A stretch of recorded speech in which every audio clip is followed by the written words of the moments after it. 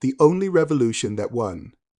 History has recorded many uprisings of enslaved people, acts of desperate courage against overwhelming odds.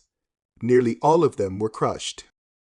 The armies of empire were too large, the machinery of slavery too deeply embedded in law and profit, and the reprisals too swift and merciless for most revolts to last more than days, or weeks. Then came Saint-Domingue. Beginning in 1791, on the wealthiest island in the Caribbean, enslaved people did not simply revolt. They fought for 13 years, defeated the armies of 3 European powers, and, in the process, built something the world had never seen: the first nation founded by formerly enslaved people winning their own freedom. That nation was Haiti. At the center of this revolution, for most of its critical years, stood one man. He was born enslaved. He taught himself to read. He became a general, a statesman, and a symbol so powerful that Napoleon Bonaparte, master of Europe, considered him dangerous enough to kidnap. He died in a cold alpine prison without ever surrendering his principles. His name was Toussaint Louverture. This is his story, the facts we know, the things we can only estimate, and why the revolution he sparked still matters. Chapter 2. The Pearl of the Antilles, in the late 18th century, Saint-Domingue. The French colony occupying the western third of the island of Hispaniola was the most productive colonial territory on earth. By the eve of the revolution in 1789, its plantations were producing roughly 60% of the world's coffee and about 40% of its sugar. European merchants called it the Pearl of the Antilles, and the wealth it generated flowed across the Atlantic to French ports, refineries, and trading houses. The colony held a population of approximately 556,000 people.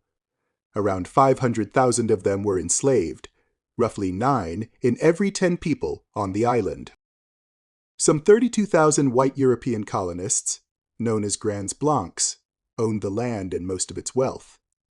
A third group, the affranchis or free people of color, numbered around 24,000. Many were mixed race, some were prosperous landowners, and all were denied political rights by the white elite. This was the world Toussaint Louverture was born into, one of the most profitable machines of exploitation ever built, sustained entirely by the coerced labor of hundreds of thousands of African and African-descended people who had no legal standing, no rights, and no legal path to freedom except the mercy or the commercial calculation of their enslavers. Chapter 3. What the plantation took. To understand what Toussaint Louverture fought for, you have to understand what slavery in Saint-Domingue actually was. Historians have described it as among the most brutal plantation systems in the Americas. The colony's extraordinary economic output was sustained by working people to death. The mortality rate on the sugar plantations was so high that the population could only be maintained by the constant importation of more enslaved Africans. Historians estimate that over the course of the 18th century, around 685,000 men, women and children were brought to the colony in chains from West End, Central Africa. Enslaved people had no legal personhood. They could not own property, choose their work, marry freely, or protect their children from sale. Punishment for resistance ranged from beatings to mutilation and execution. The Code Noir, France's law governing slavery in its colonies, set out regulations for treatment. But those regulations were routinely ignored, and enslaved people had no meaningful recourse. In the face of all this, people resisted. They ran away, a practice called marriage, forming free communities in the mountains.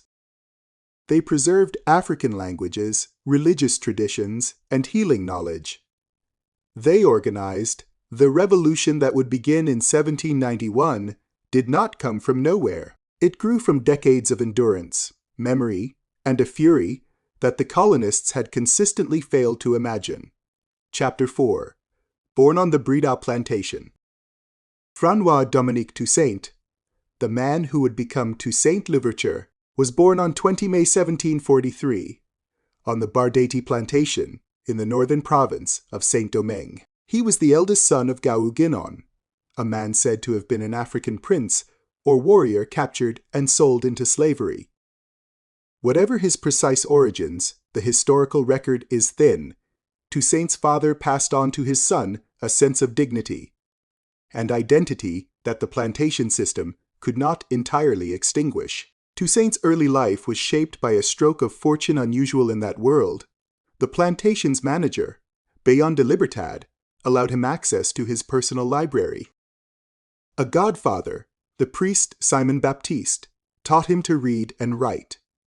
By the time Toussaint was a young man, he spoke French, Haitian Creole, and some Latin, a level of education almost unheard of for enslaved people in the colony. He became a coachman, and later an overseer of livestock on the Bréda estate.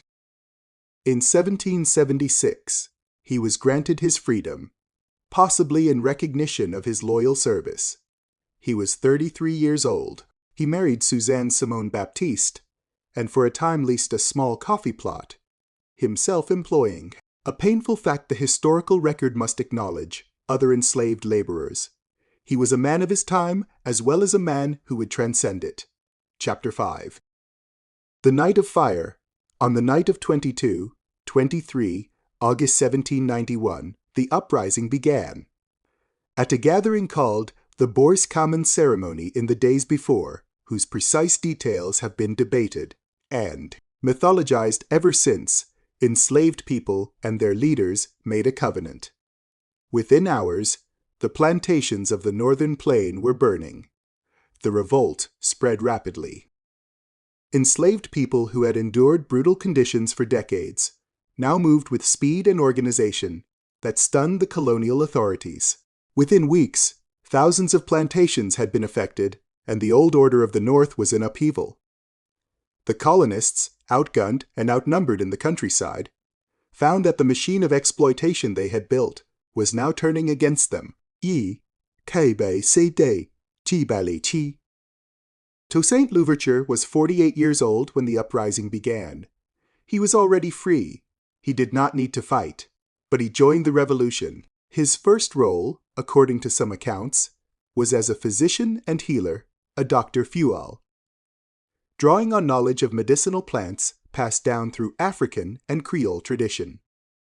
He is said to have helped his former enslaver's family escape before committing fully to the rebel cause. The details of these first weeks are uncertain and disputed. What is clear is that he made his choice, and that choice would define the rest of his life. Chapter 6. The Soldier Emerges. Toussaint began the war as a lieutenant under George Biasso, one of the uprising's early commanders. He quickly distinguished himself, not by recklessness, but by something rarer, the ability to impose discipline on a fragmented rebel force, and turn it, steadily, into something capable of sustained military action. In the brutal early years of the Revolution, military alliances were anything but fixed. France and Spain were at war, and Spain, which controlled the eastern half of Hispaniola, present-day Dominican Republic, was willing to arm the black rebels to destabilize the French colony. Toussaint and thousands of others joined the Spanish ranks, receiving supplies, weapons, and formal military rank in return. He proved himself an exceptional tactical commander, winning engagements in the northern mountains. By 1793, his reputation was established enough that his enemies had begun to credit him with almost supernatural ability. It is around this time that he began using the name Louverture, meaning the one who makes an opening, possibly a reference to his skill at finding gaps in enemy lines. Whether the name was his own choice or was given to him by others, no one is entirely certain. It captured something real. The man had an uncanny gift for forcing opportunities where none seemed to exist. Chapter 7. The turn to France. In 1794, everything changed. The French National Convention, the revolutionary government in Paris, voted to abolish slavery in all French territories. It was a transformative decree, the most radical act of any European government to that date, driven in part by the reality of what was happening in Saint-Domingue.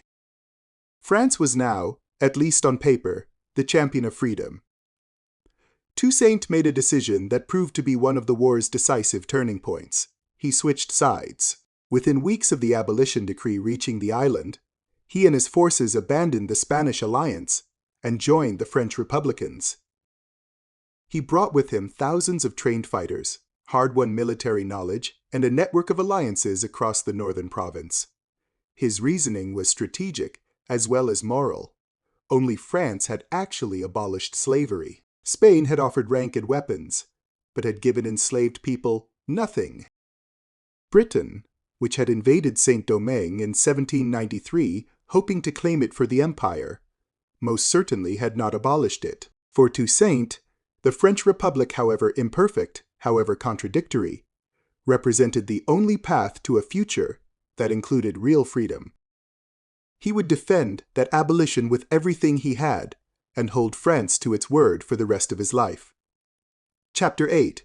Driving Out the British. Between 1794 and 1798, Toussaint Louverture fought one of the most remarkable campaigns in Caribbean history. Britain had sent an expeditionary force to capture Saint-Domingue, a prize that, if taken intact with its plantation economy, would have been of immense strategic value. At its peak, the British committed tens of thousands of troops to the effort. They failed. The campaign cost Britain an estimated 40,000 or more soldiers dead. The vast majority killed not in battle, but by yellow fever, a disease to which West Africans and their descendants had significantly greater resistance than Europeans. Toussaint's forces harried, outmaneuvered, and wore down the occupiers across 5 years. In 1798, the British signed a convention with Toussaint, evacuated their remaining forces, and effectively recognized his control of the colony. They also opened trade relations with him, a measure of his growing stature as a de facto head of state. The British defeat was one of the worst military disasters the empire had suffered to that point. For Toussaint, it was proof of something he had argued from the start, that disciplined, motivated men fighting for their own freedom could defeat professional European armies. The lesson would not be lost on Napoleon Bonaparte, who watched these events from Europe with great attention and growing alarm. Chapter 9. Commander of the Island. By the late 1790s, Toussaint Louverture was effectively the ruler of Saint-Domingue. He had outmaneuvered not just foreign armies, but internal rivals too. Andre Rigaud, a mixed-race commander who controlled the colony's southern province, refused to accept Toussaint's authority. With the tacit support of the United States, which had its own interests in Caribbean trade, Toussaint fought and won a conflict known as the War of Knives, 1799 to 1800, finally driving Rigaud from the island in mid-1800. In January 1801, he went further still. His forces peacefully occupied the Spanish-controlled eastern half of Hispaniola, absorbing it into his domain. He now commanded the entire island. Whatever his formal title, he governed as a head of state, managing trade, administering justice, rebuilding an economy shattered by a decade of war. The plantation system did not disappear. Toussaint's economic policy required that the plantations continue to function. Under a regulated system of supervised labor in which formerly enslaved workers received wages and a share of profits, but also faced strict controls on their movement and were required to remain on the land. Historians debate this legacy sharply. The system maintained production, but placed new burdens on the very people the revolution had claimed to free. Toussaint was a man of enormous vision and real contradictions. Chapter 10. The Constitution of 1801. In July 1801, Toussaint promulgated a constitution for Saint-Domingue. It was a remarkable document. It declared the permanent abolition of slavery. It affirmed equality before the law regardless of color, a radical proposition in a world still largely organized around race. It established Catholicism as the official religion and guaranteed freedom of worship. It created governing institutions, an assembly, appointed officials, a framework of law.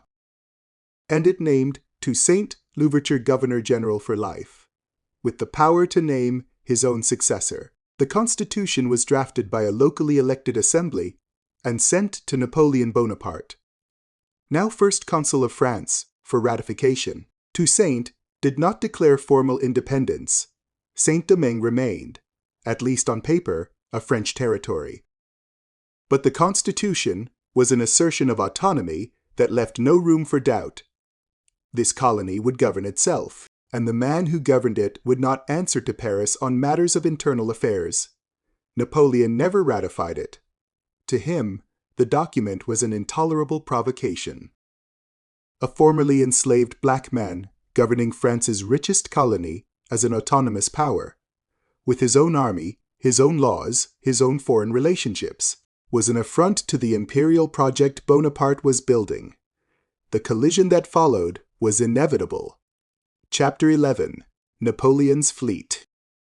In late 1801, Napoleon Bonaparte assembled the largest military expedition France had ever sent to the Americas.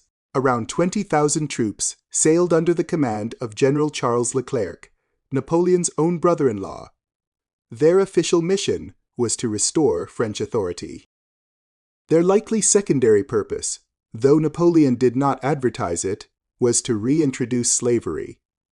France had already moved to restore it in other colonies, and the plantation economy of Saint-Domingue was too valuable to leave in the hands of a man who answered to no one in Paris. The fleet arrived in February 1802. Toussaint had warned his commanders to resist any French force that landed without permission.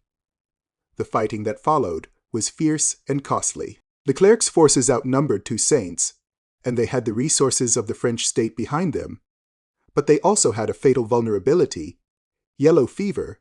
The disease began to cut through the European troops within months. Tapis saitu. For a time, Leclerc had the advantage of numbers. Several of Toussaint's key generals, including Jean-Jacques Dessalines and Henri Christophe, initially went over to the French side. Toussaint agreed to terms and formally retired from military command in May 1802, returning to his plantation at Ennery. The peace was an illusion. Chapter 12. The Trap. The retirement lasted less than 2 months. On 7 June 1802, Toussaint Louverture was invited to meet with the French General Jean-Baptiste Brunet under the pretext of a parley, a discussion about ongoing matters in the province. He went. It was a trap. At Brunet's residence, Toussaint was seized, placed under arrest on the orders of General Leclerc, and taken immediately to the coast. He was given no trial, no formal charges, and no opportunity to respond. Within days, he was aboard a French warship sailing for Europe. He was 58 or 59 years old. As he was taken aboard, Toussaint is said to have warned his captors that in arresting him, they had only cut down the trunk of the tree of liberty. The roots, he said, would grow back. Whether these were his precise words, we cannot be certain. The account comes from later sources, not a direct transcript. But the sentiment was consistent with everything he had written and said throughout his life. The action was one of the most significant miscalculations of Napoleon's career. The abduction of Toussaint did not end the revolution. It reignited it. The generals who had briefly accepted French authority now understood precisely what French authority meant. Chapter 13. Fort de Joux. Fort de Joux was a medieval fortress in the Jura Mountains near the Swiss border, cold, remote, and deliberately chosen. Toussaint Louverture was confined there from August 1802. The mountain winter at that altitude was unlike anything a man raised in the tropics could have been prepared for. His food and firewood were restricted. His personal belongings were confiscated. French officials questioned him, trying to extract information about supposed hidden treasures. He gave them nothing of use, he wrote. Several letters survive from his imprisonment to Napoleon, to the Minister of Justice. To various officials, arguing with clarity and force that he had committed no crime, that he deserved a hearing, that the treatment he was receiving violated every principle of the French Republic he had served. The letters went unanswered, or produced only tighter restrictions. Napoleon showed no interest in releasing him, trying him, or acknowledging his existence. Toussaint Louverture, the man who had defeated 3 European armies and governed an island of 500,000 people, was being deliberately erased. The cold, the damp, the isolation, and the deliberate privations all took their toll. On 7 April 1803, he died. Pneumonia is given as the cause. He was 59 or 60 years old. No trial had ever been held. No charges had ever been filed. Chapter 14. The Revolution did not die with him. While Toussaint was dying in France, Saint-Domingue was at war again. The same generals who had briefly accepted French terms, Dessalines, Christophe, and others, had returned to the Revolution. News that France had restored slavery in Guadeloupe reached the island in the summer of 1802 and transformed the conflict entirely. Every black person in Saint-Domingue now had reason to believe that French victory meant a return to chains. The revolution became total. General Leclerc died of yellow fever in November 1802. His successor, General Rochambeau, pursued a campaign of savage brutality that only hardened resistance. Yellow fever, meanwhile, killed tens of thousands of French troops. By late 1803, the expeditionary force was a fraction of its original size and held only a few coastal towns. On 18 November 1803, Haitian forces under Jean-Jacques Dessalines defeated the French at the Battle of Versailles, the final decisive engagement of the Revolution. The surviving French forces negotiated a withdrawal. Within weeks, they had left the island for good. Toussaint Louverture did not live to see it. He had been dead for 7 months when the last French troops departed. The revolution he had built, the networks, the armies, the political framework, the absolute refusal to accept re-enslavement had carried on without him. That is part of what made it extraordinary. Chapter 15. 1 January 1804. On 1 January 1804, Jean-Jacques Dessalines stood before his people and declared independence. The new nation took the name Haiti, derived from the Taino word for the island's mountains, reclaiming a name that predated European colonization entirely.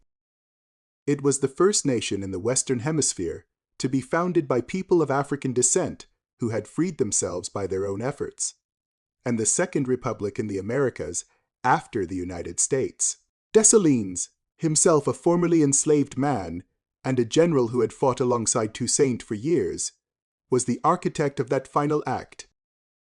In the months after independence, he ordered a massacre of the remaining white French population, an act historians still debate, citing both its brutality and the genuine fear of French reinvasion and re-enslavement that drove it. The new state faced enormous challenges from its first day. France refused to recognize it. The United States, which had traded with Toussaint, now embargoed the Black Republic. Britain did not offer diplomatic recognition. Haiti stood largely alone, the beacon of the revolution isolated by the very powers that claimed to believe in liberty. The price of freedom was being set deliberately high by those who feared the example it might set. Chapter 16. The price France demanded. In 1825, 21 years after independence, France finally offered diplomatic recognition. The price was a ransom, 150 million gold francs, to be paid to compensate French colonists and slaveholders for their so-called lost property. The lost property included the people who had freed themselves. Haiti paid. The nation had no realistic alternative if it wanted to end its diplomatic isolation and access international credit. The debt was restructured over the following decades and was not fully cleared until 1947. Economic historians have calculated that the total cost of the debt and the associated interest, compounded across more than a century, ran to the equivalent of many billions of dollars in modern terms, a burden that stunted Haitian development across generations. Toussaint Louverture spent his career trying to secure a future that would not require Haiti to pay an extortionate price for the right to exist. His death did not end that struggle, and his successors inherited a world determined to make freedom as costly as possible. The indemnity is one of the clearest illustrations of why the Haitian Revolution mattered, and of the forces that immediately moved to punish its success. Chapter 17, How the World Saw Him. Toussaint Louverture's reputation spread quickly beyond Saint-Domingue. He was read, discussed, and argued over in Europe and the Americas during his own lifetime. The English poet William Wordsworth wrote a sonnet in his honor in 1802, the year of his capture, saluting him as the most unhappy man of men. Abolitionists in Britain and the United States held him up as proof that enslaved people were fully capable of self-governance, strategy, and statesmanship. At the same time, the slaveholding societies of the Americas, the United States South, the Caribbean colonies, the Brazilian Empire, saw him as a figure of existential threat. The Haitian Revolution terrified them precisely because it had succeeded. Regulations on the movement and education of enslaved people were tightened across the hemisphere in its aftermath. Among Haitian people, and in the African diaspora worldwide, Toussaint became and remains a foundational symbol. He was not without contradictions. His labor policies were coercive. His concentration of personal power was real, and historians continue to debate the extent to which his leadership style planted seeds of later authoritarianism in Haitian political culture. Acknowledging those complexities does not diminish what he did. It makes the history more honest and more human. Chapter 18, The Roots That Grew Back. When Toussaint Louverture was taken from Saint-Domingue in 1802, he warned his captors. Or so the story is told, that cutting down the trunk of the tree of liberty would not kill it. The roots, he said, would grow. The warning proved accurate in ways even he may not have foreseen. The revolution he had built outlived him. The men he had trained and the networks he had established carried the fight to victory without him. The principles he had argued for, the permanent abolition of slavery, equality before the law, the right of a black nation to govern itself, became the founding principles of Haiti, and, eventually, resonate across much of the world's later progressive legal order. Haiti's example reverberated for generations.